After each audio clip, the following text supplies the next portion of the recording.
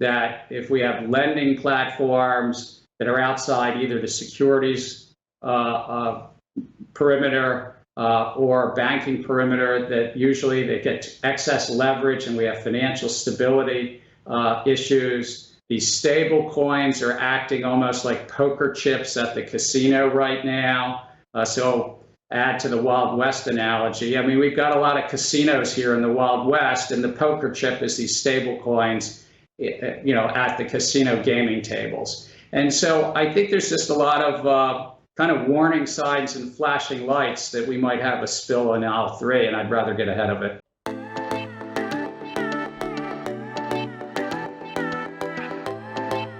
Hey guys, welcome back to quick update. देखेंगे यहाँ पर हम बिटकॉइन का, साथ में यहाँ पर हम बात करेंगे एसईसी के चेयरमैन गैरी गैंसलर ने यहाँ पर क्रिप्टो करेंसी को लेकर कुछ स्टेटमेंट दिए विच इज़ नॉट गुड, तो उसके बारे में हम यहाँ पर बात करेंगे।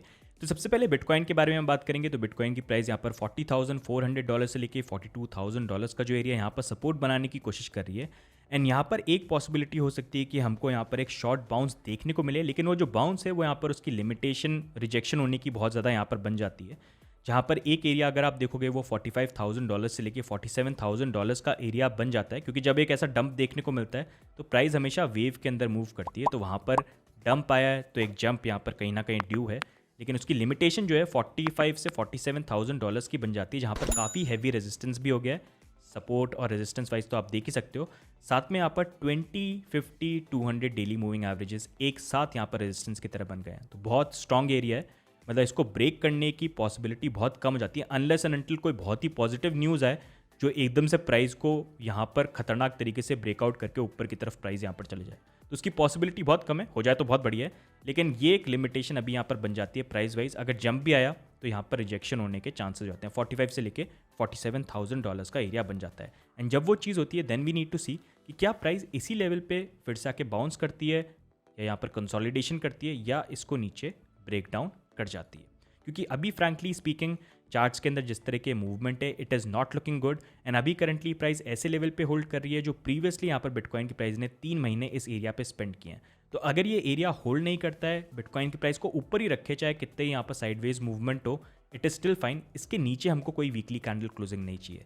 डेली में भी अगर थोड़ा बहुत नीचे वीचे आ जाए कि हम यहाँ पर ठीक है 37, 38 आके, लेकिन फटाफट वीकली जो है ऊपर ही क्लोज होनी चाहिए। क्योंकि अगर वो नहीं हुई तो ये चीज़ आपके लिए हमने बहुत पहले से मार्क कर रखी है कि बेयर्स के लिए यहाँ पर हेवन जो है वो इस एरिया के नीचे है और बुल्स के लिए जो हेवन है वो $50,500 है। और दोनों एरियाज यहाँ पर आप देख सकते हो they are standing true. In fact यहाँ पर जो ये रिजेक्शन था हमको एग्जैक्ट इसी लेवल पे देखने को मिला था।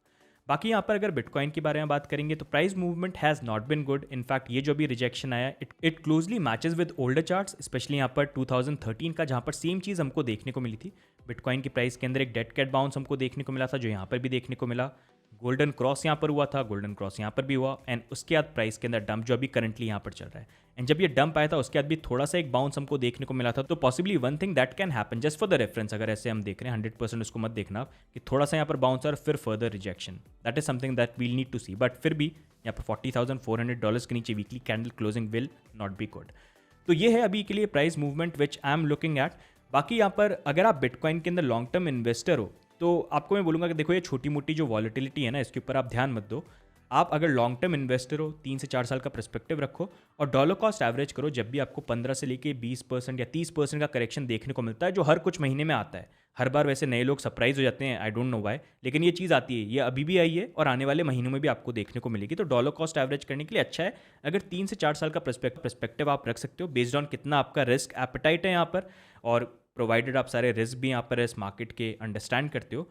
बाकी अगर आप यहाँ पर इस सेंस में आए हो कि अगर आप नए हो, आपको लग रहा है कि 1 महीने में इन्वेस्टमेंट करूंगा अगले महीने करोड़पति बन जाऊंगा, तो ऐसे ख्वाब मत देखो, क्योंकि वहाँ करोड़पति बनने से ज़्यादा आपके रोडपति बनने के चांसेस बहुत ज़्यादा है इस मार्केट में। बाकी यहाँ पर जो ट्रेडर्स हैं उनके साथ जो एक चीज़ मैंने यहाँ पर नोटिस करी है कि वो बहुत ज़्यादा इमोशनल हो जाते हैं, स्पेशली जब भी यहाँ पर मैं कोई बेयरिश पैटर्न या कोई चीज़ यहाँ पर शेयर करता हूँ। क्योंकि देखो हमारा मोटिव तो हमेशा ही रहता है कि आपसे रियलिस्टिक जो सिनेरियोज है ना वो आपसे शेयर करें। हम आपको वो होपियम या एकदम वो बड़ा चढ़ा के चीज़ें बोलना हमको पसंद नहीं है, क्योंकि हमारा काम ये कि आपको रियलिस्टिक पैटर्न्स हम यहाँ पर शेयर करें। बुलिश चीज़ें तो हज़ारों लोग आपको दिखा देंगे, बेरिश बहुत कम लोग आपको दिखाएंगे।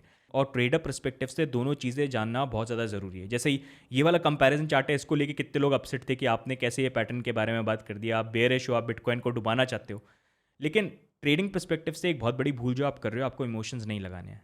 इमोशंस लगाने अपनी वाइफ के साथ लगाओ, अपनी गर्लफ्रेंड के साथ लगाओ, लेकिन यहाँ ट्रेडिंग के साथ मत लगाओ, क्योंकि अगर आप लगाओगे तो आपका पोर्टफोलियो ही आपको फ्रेंड जोन यहाँ पर कर देगा and it never turns out well.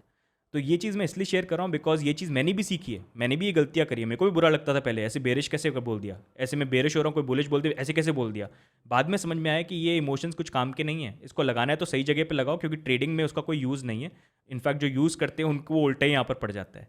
तो यहाँ पर आपके लिए एज ए ट्रेडर ना बहुत इंपॉर्टेंट है, अगर आप बाकी लोगों से आगे रहना चाहते हो, आपको दोनों पर्सपेक्टिव से सिचुएशन देखनी बहुत ज़रूरी है। या आप इमोशन के बेसिस पे मत चलो, आपको ये भी देखना है बुलिश क्या हो सकता है, बेरिश क्या हो सकता है, ताकि जब मार्केट में मूवमेंट आए आप कम से कम रेडी तो हो अपने रिस्क मैनेजमेंट के साथ, आप वहाँ पर मैनेज तो कर पाओ। नहीं तो एंड में जब डंप आएगा आप यही रिएक्शन करते रहोगे, हाई में मर गया, हाई में मर गया, वेल चलाते हैं इस मार्केट को, मैं बर्बाद हो गया, ये बेकार मार्केट है पूरा का पूरा। तो इसलिए वो सब चीज़ें एक्सक्यूजेज यहाँ पर नहीं चलेंगे। If you really want to survive in this market, बहुत कॉम्पिटेटिव मार्केट है, ईजी नहीं है।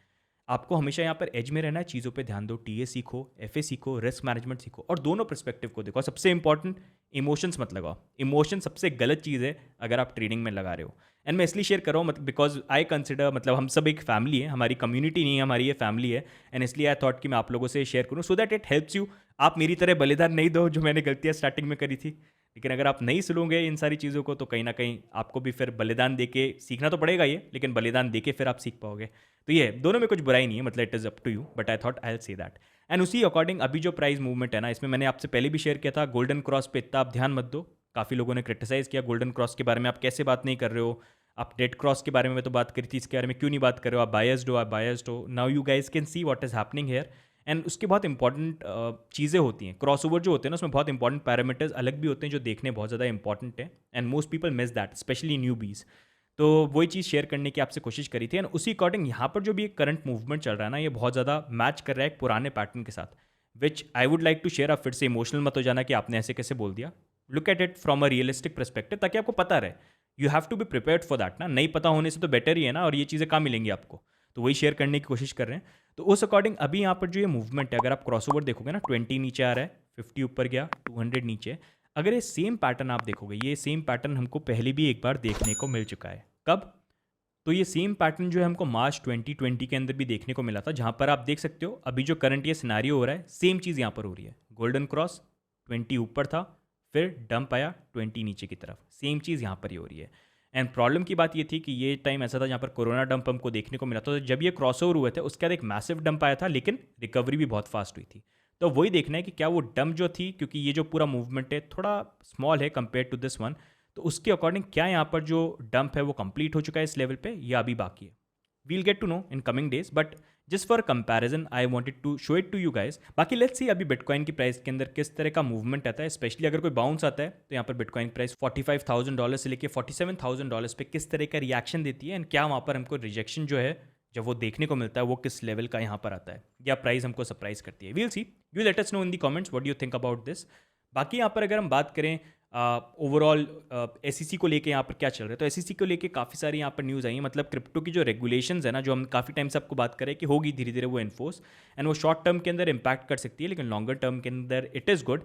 एंड बिटकॉइन के लिए इट इज़ स्टिल फाइन, क्योंकि जो रेगुलेशंस आ रहे हैं वो बिटकॉइन को लेके इतने ज़्यादा नहीं है, वो एक्सचेंजेस को लेके, ऑल्ट कॉइन्स को लेके, लेंडिंग प्लेटफॉर्म को लेके यहाँ पर है। जहाँ पर गैरी गैंसलर ने भी, जो इनका रिसेंट इंटरव्यू था, यहाँ पर उन्होंने क्रिप्टो करेंसीज के बारे में बोला था कि यहाँ पर बिटकॉइन को एज ए एसेट यहाँ पर वो रिकग्नाइज करते हैं, लेकिन उनकी प्रॉब्लम यहाँ पर है बाकी जो ऑल्ट कॉइन्स, लेंडिंग प्लेटफॉर्म और जो एक्सचेंजेस यहाँ पर आए हैं, जिसके लिए उन्होंने बेसिकली यहाँ पर ये बोला है कि यहाँ पर अगर आपको ये लगता है क्रिप्टो करेंसी स्पेस बिना रेगुलेशन के वर्क कर जाएगी, तो ऐसा नहीं है, ऐसा नहीं चल सकता। यहाँ पर रेगुलेशन तो यहाँ पर आएंगे। साथ में इन्होंने यहाँ पर ये भी चीज़ बोली कि बहुत सारे क्रिप्टो प्लेटफॉर्म यहाँ पर हो गए, एक्सचेंजेस और बाकी जो प्लेटफॉर्म हो गए, उसके ऊपर बहुत सारे जो सिक्योरिटीज़ हैं या ऐसे कॉइन्स जो इन्वेस्टमेंट कॉन्ट्रैक्ट्स हो सकते हैं, वो वहाँ पर ट्रेड करते हैं। तो अगर उनके प्लेटफॉर्म के ऊपर ऐसी सिक्योरिटीज़ वहाँ पर ट्रेड हो रही है जो हमारे अकॉर्डिंग सिक्योरिटीज़ है, कोई भी कॉइन हो तो वो यहाँ पर जो सिक्योरिटीज़ लॉ है उसके वायलेशन में यहाँ पर आ सकते हैं। तो इसलिए यहाँ पर जितने भी प्लेटफॉर्म है उनको हमारे पास आना चाहिए, हमसे बात करनी चाहिए और हमारे साथ यहाँ पर रजिस्टर करना चाहिए। बेचारे वैसे कॉइन बेस वाले गए थे लेंडिंग के लिए पूछने, उनको तो भगा दिया यहाँ पर, but this is what he is saying. And इन्होंने ये बोला कि अगर हम जब वो बात करते हैं तो ज़्यादातर यहाँ पर जो प्लेटफॉर्म है वो हमारे पास आए भी नहीं है बात करने के लिए।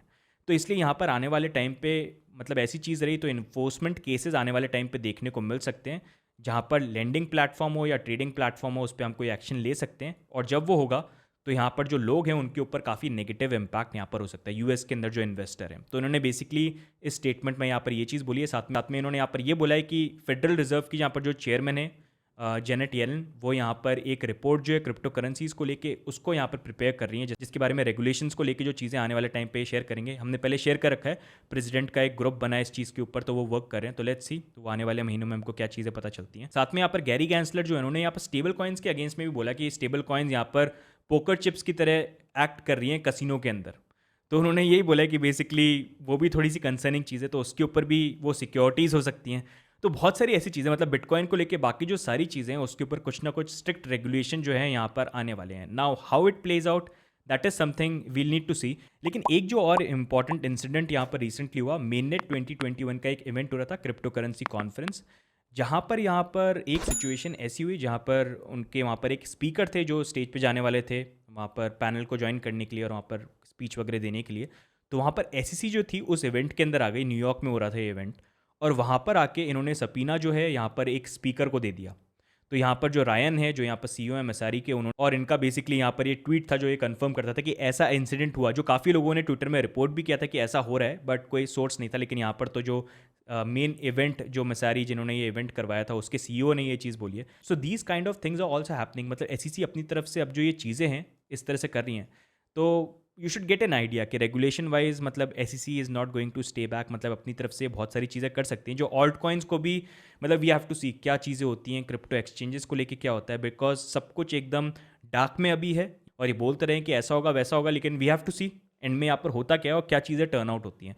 तो इसलिए शॉर्ट टर्म में टर्बुलेंट कहीं ना कहीं देखने को मिल सकता है, जब एकदम से सारे के सारे वो एक्शन लेना यहाँ पर चालू करेंगे। लेट्स सी उसका एक्सटेंड कितना रहता है और उस चपेटे के अंदर यहाँ पर कौन कौन आता है। लेकिन लॉन्ग टर्म के अंदर मतलब this is going to be good and better for bitcoin, क्योंकि बिटकॉइन को लेके ऐसी कोई चीज़ नहीं है, it is more over about the rest of the crypto market, जहाँ पर ऑल्ट कॉइन्स और बाकी प्लेटफॉर्म जो हैं जो करंटली विदाउट रेगुलेशन चीज़ों के ऊपर वर्क कर रहे हैं, वहाँ पर वो रेगुलेशन इन्फोर्स करने की कोशिश करें। And problem with most ult's is कि वो सबके सब कहीं ना कहीं सेंट्रलाइज्ड हैं, अपार्ट फ्रॉम बिटकॉइन और थोड़ा इथीरियम को आप देख सकते हो, बाकी मोस्टली सारे के सारे सेंट्रलाइज्ड यहाँ पर हैं, इसलिए आपको फास्टेस्ट स्पीड वहाँ पर देखने को मिलती है। तो let's see how it plans out.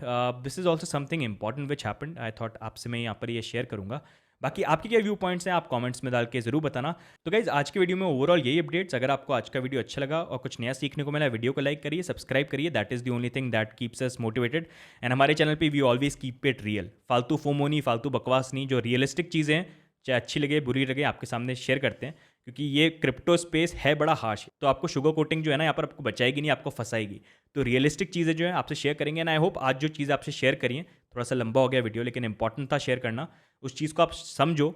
May be सब नहीं, लेकिन कुछ लोगों को मे बी वो आने वाले टाइम पे हेल्प करें और उनको भी बलिदान से यहाँ पर बचाएं। तो ओवरऑल गाइज आज के वीडियो में बस इतना ही, बाकी मिलते हैं हम अगले वीडियो में, तब तक के लिए goodbye and take care.